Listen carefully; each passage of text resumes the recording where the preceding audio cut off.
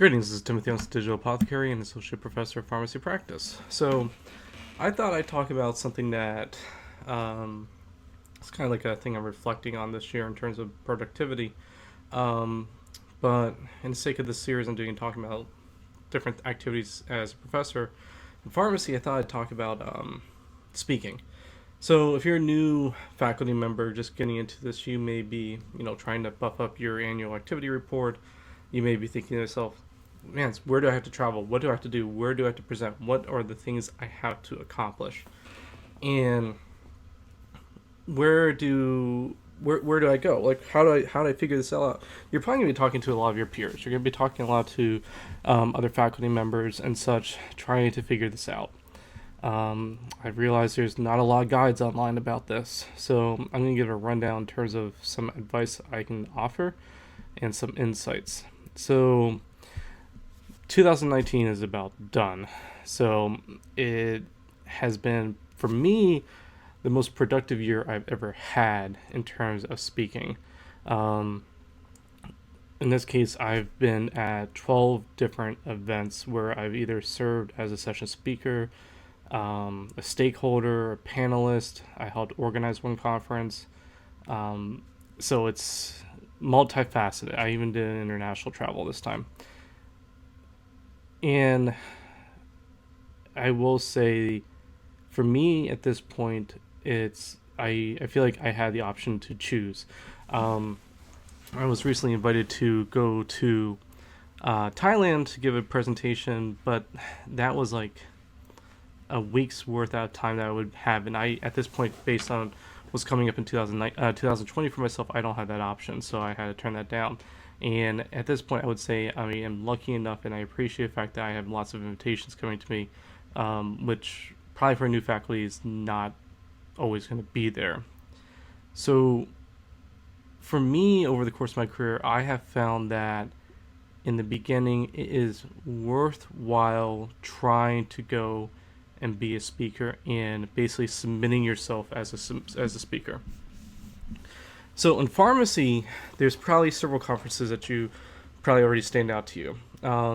It's going to be like ASHP, APHA, AACP is going to be a new one for you probably because that's going to be basically the American Association of Colleges of Pharmacy, which is if you're a pharmacy professor, you're going to end up going there. And you may be thinking to yourself like, okay, well, how do I choose? What should I submit? One thing is where I would always start is, what is your budget? That's a key one. And what I mean by that is traveling costs money and takes time. And time is a one commodity that you cannot bank. So I think it's worthwhile being a little choosy up front. Low-hanging fruits is always local things. So what I mean by that is doing continuing education presentations, which could be a regional or a statewide event. In which case, I would really rely on your other faculty members, maybe where you're doing your clinical practice site or something like that, basically trying to network yourself in that you're basically like, hey, I know this content area. What do you guys need developed? How can I help out? Can I present for you? And usually you have to be proactive with because a lot of their decisions happen about a year in advance, I would say. So it's worthwhile trying to figure that stuff out early on.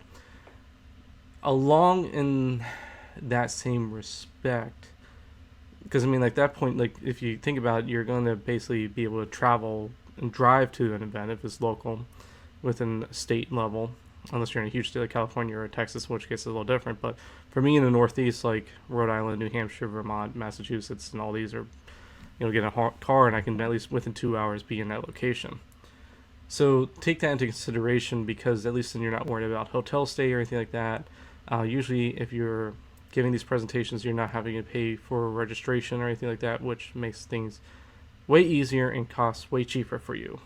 So there you can get some presentations out, and at least regionally you can become known for a certain area if you're getting presentations on it.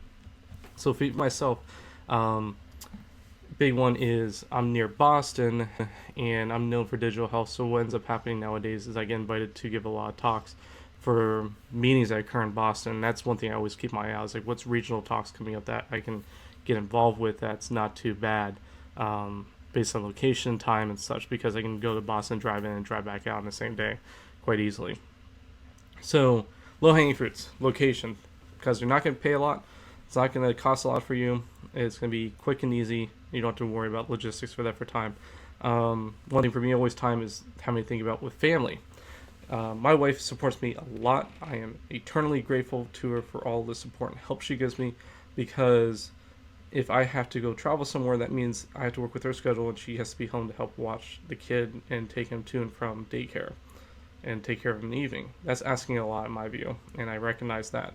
So I just like right now for me, I'm trying to figure out a conference that I'm being invited to as a speaker, a date, but it's not working out because my wife's schedule doesn't go with it, so I may have to pull out for all I know, which would be unfortunate.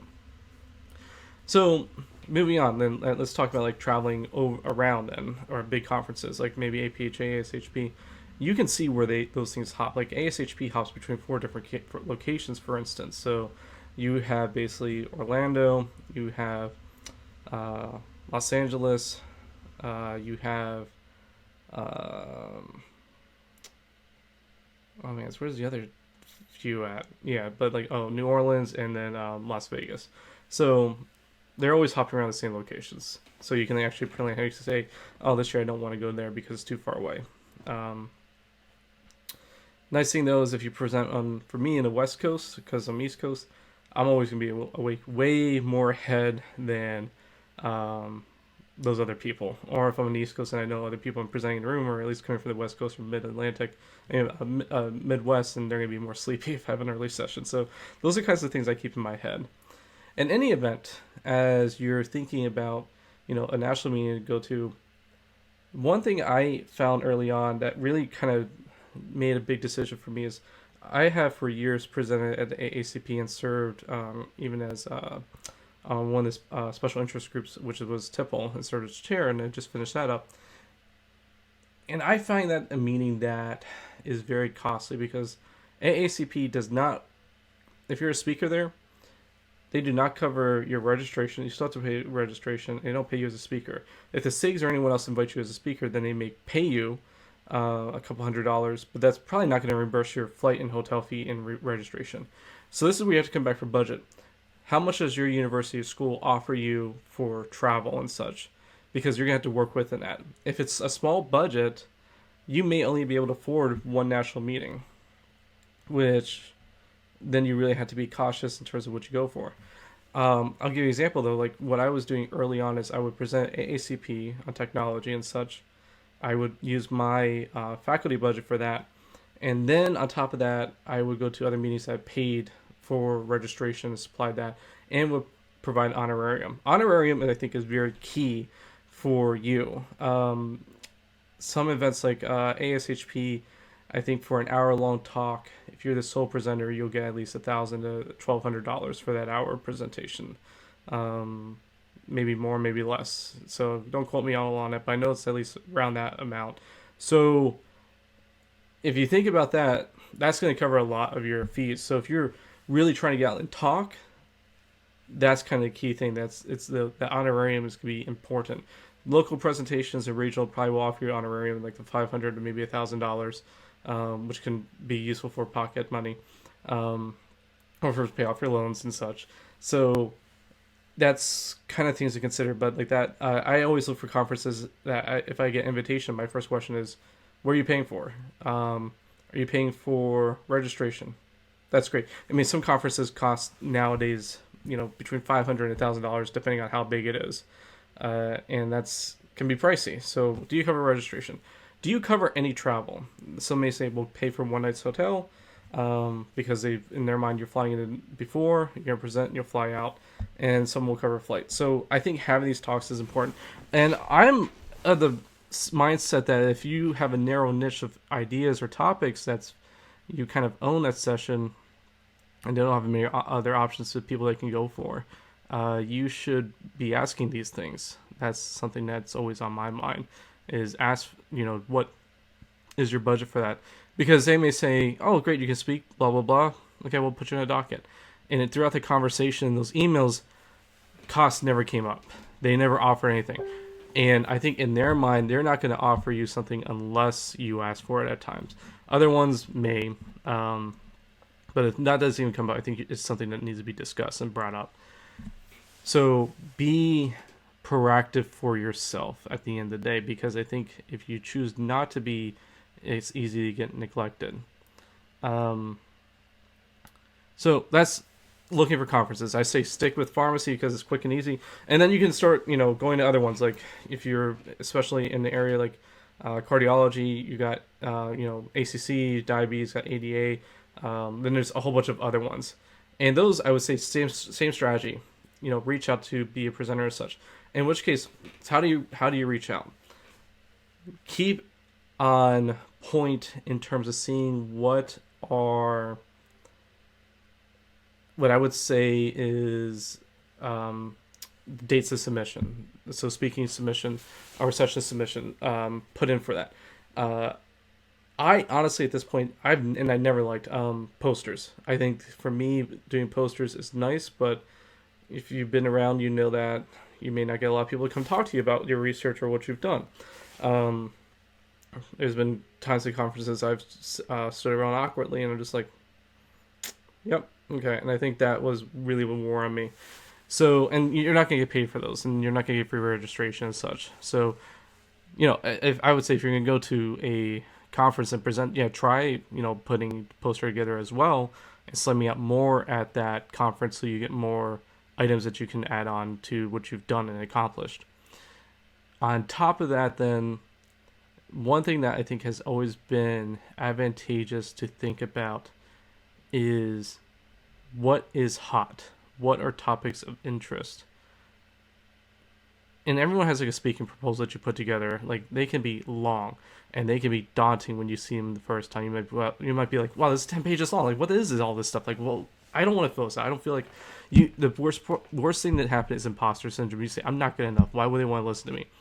Um, you don't know until you try. That was one thing that hit me early on. I was just like, I don't know. I'll just put this thing together and put myself forward, and I got accepted. I was like, great, okay. So if I can do this once, I can do it multiple times. I think the same goes for you. If you want to talk about research or topics or CEs, just put something together and submit it. If you're doing anything interesting at your clinical side and such, other people will probably want to hear about it. So submit that. And what I always think is helpful is just read the news, read what is hot topics and journals and such, and that helps you with your language and also keeps up to date on what you're going to talk about. Because if you do get accepted, then you can use that resources for your presentation. Like one thing that's really in academia that's a huge topic is burnout. Like faculty and student burnout is huge right now. I've been seeing a lot of that. Substance use disorder, opioid epidemic, like that's all over in pharmacy. Like you can't go to a conference without that being talked about. Cannabis. So there are hot topics. There are flavor of the months. This stuff fluctuates all the time. It's just a matter of keeping up on it. And then one thing I would ask is, what work do you have kind of goes with that? That might be easier, especially if you're trying to figure out where do you belong with all this stuff. But nonetheless, don't feel fear to break out your show and present it. Saying maybe it's like off the wall. You won't know unless they reject you. And if they reject you, try again. I'm gonna give another presentation here about what in terms of publishing, and that's the one thing is I would say is fear of being rejected is probably one of the biggest barriers you would have to get over if you're a new faculty. Is no one likes it, no one's enjoyed it, but I would say in academia that is a default mindset and something that happens all the time, and it's something that we kind of have to just accept that, hey, they may not be interested in this year, maybe they'll be interested next year, so just go for it. So that's my game plan in terms of if I want to present what I have thought process. Now, once you start giving these talks, so one thing you should always do at any meeting is network. And I cannot that should never be downplayed. It is if people come up to you after your session and want to talk to you, follow up with them.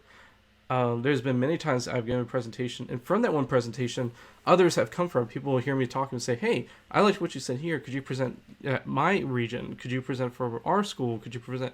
And you know what? Then suddenly you have other things you can build upon, and it's kind of making a name for yourself for that. So you always want to do your best because your reputation is going to like build upon this. You're almost building a brand, I would say. You should always be brand aware. Like I call myself the digital apothecary because that's I want people to know me for, especially within the pharmacy community and the digital health community. Because then they say, okay, I may forget his name, but he was like the digital apothecary. So Google him, look him up. Oh, there he is. And that will make it way easier for people to find you and locate you and want to invite you. And I think when you hit that magical spot where you're getting invitations and you can choose, that's when I think you know that things will be easier. But it's fighting for that if you want it. So if you want to be that kind of type of speaker, if you want to get to that reputation, you're going to have to put yourself out there. Um, if you're doing great research and you're doing things that stand out, then yeah, that will come as well. There's been what has fascinated me, and I wasn't even aware of this, is I've been invited to give presentations based on publications I have given. I have put stuff in journals, like pharmacy journals, and I'll get reached out from a university that's hosting CE sessions and saying, hey, we saw this publication. We think it's really interesting for our members or alumni. Would you come talk about it? I'm like, sure, there we go. And again, you always have the discussion, registration, rate, honorarium, travel, blah. Because if they're inviting you, then they want you. I would say. The one I also think is be careful with a whole predatory speaking engagements. You get a bunch of those. I think once you get in academia, I have several in my inbox asking me to present on bioengineering, mechanics, geothermal temperatures, and stuff like that. That is just complete crap.